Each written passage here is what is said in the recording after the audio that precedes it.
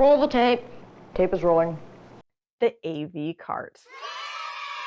AV cart meant somebody was about to show us a film, and for the next 20 minutes, school was going to become a completely different experience.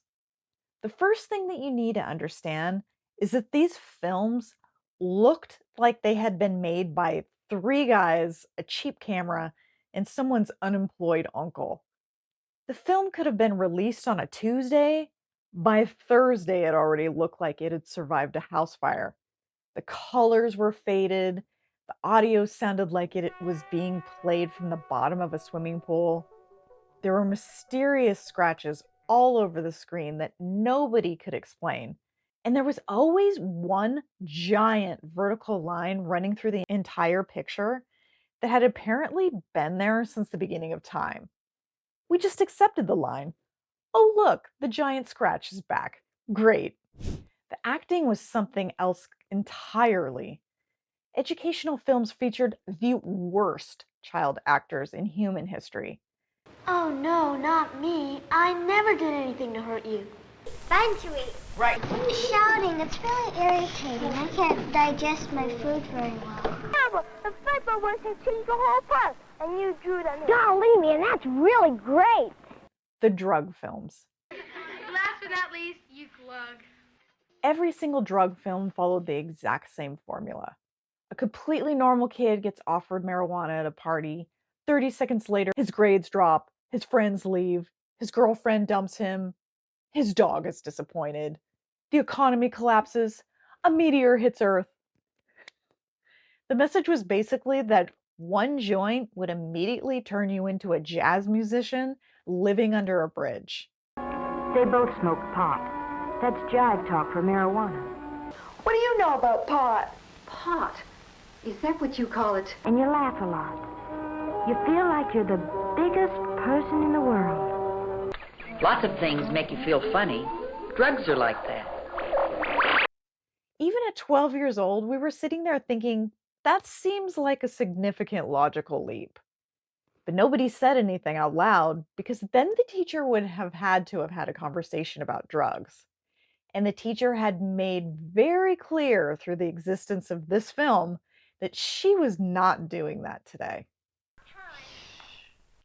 If you are not subscribed yet, now is a good time. We have not even gotten to the nuclear survival strategy or the zookeeper yet. Both of those are real sentences I just said. The stranger danger films were terrifying. Once you climb into a car with someone you don't know, you're trapped. You can't get away. It's almost impossible to get out of a moving car safely. And I want to be clear that they failed completely at making us safer, while succeeding completely at making us paranoid about every adult we had ever seen in a parking lot. Hi there. Want some candy?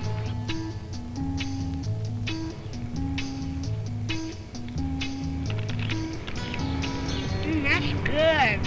Yep, I've got 2 full bags in the car you can take home. Come on. This girl's mother had told her never to take candy from strangers. Well, she forgot. The message was this: every stranger was trying to kidnap you. Trust no one. Not the ice cream man, not the mailman, not your neighbor Carl who waves every morning. Especially not anyone with a van. Even more so if it was windowless. I'll buy you some ice cream. Well, nobody saw her again. The films treated every suburban neighborhood like an active crime scene. You would leave class convinced there was 27 kidnappers hiding directly behind the monkey bars. You know, these are Himalayans. They're like Siamese, but they're a lot fluffier. Now, there was a film called Duck and Cover. It was made in 1951, and it starred a cartoon turtle named Bert. And the premise of this film, which was shown to American school children throughout the entire Cold War, including well into the 80s, was that in the event of a nuclear attack, your best survival strategy was to get underneath your desk. We all know the atomic bomb is very dangerous. Since it may be used against us, we must get ready for it. The atomic bomb flash could burn you worse than a terrible sunburn. especially where you're not covered. First, you duck, and then you cover. And very tightly, you cover the back of your neck and your face. The plan was a desk. That was it. Bert the Turtle had his shell, but we had our desk? Tony knows the bomb can explode any time of the year, day or night. He is ready for it. Duck and cover. Duck and cover. This family knows what to do, just as your own family should. They know that even a thin cloth helps protect them. Even a newspaper can save you from a bad burn. The film presented these as equivalent options, and not one of us thought to raise a hand. Now, the puberty films.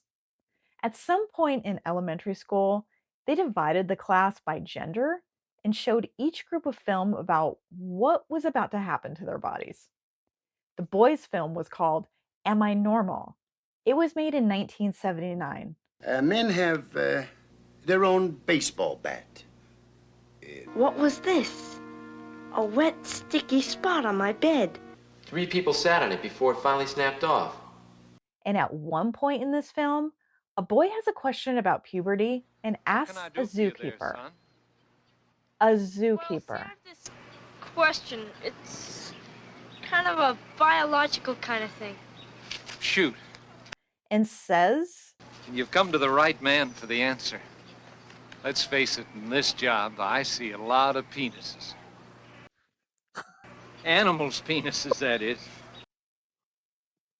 That is weird, man. Who wants to know about that?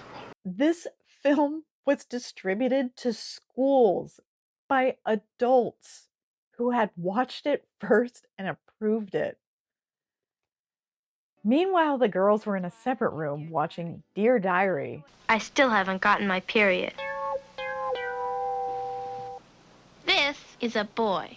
You wait till the romantic part of the movie, when everything's all kissy-kissy, you know. You feel mushy all over, even down there. And then it happened. Ah! I got it! Sounds like Janie's got it. This is the entire energy of this film. Committed, cheerful, completely unaware. Menstruation. Oh, gross. Gross. Did I hear somebody mention the word breast? And that is when I finally get what all of this actually was. The teacher loaded the reel, turned off the lights, and left the room while low budget and weirdly intense life lessons were thrown at us. She was not educating. She was recovering from us. The great adult abdication was a structured break disguised as a lesson adults had made for us, implying, the world is big, we have no idea how to explain it to you, so here, watch this. Delivered by a machine that smelled like hot metal, featuring terrible actors, with narrators explaining things that were mostly wrong, in films that looked like they had already lived a full life before we even got to them. The school's position? We showed you the film. Our work here is done. We learned almost nothing, but we remember every single one. And even if they were bad, they were still better than doing fractions. Tell me in the comments, which film got you? The one that either scared you, confused you, or made you feel strange in a way you still cannot fully explain. Drop the name if you remember it. Drop the feeling if you don't. Like if you survived some of the weirdest analog educational content curriculum in history, and teachers who were clearly done with life. Subscribe for more Gen X memories that felt completely normal at the time. They were definitely not normal.